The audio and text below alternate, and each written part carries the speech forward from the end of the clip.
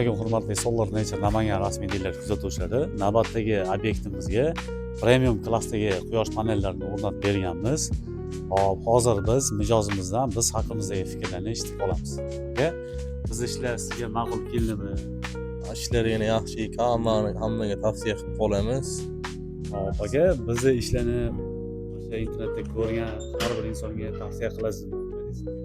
İşler yaxshi ekan, hammaga tavsiya qilib qolamiz. Solar Nature komandasi tomonidan mana qo'yib berishdi quyosh panelini. Hammaga rahmat. Rahmat aka.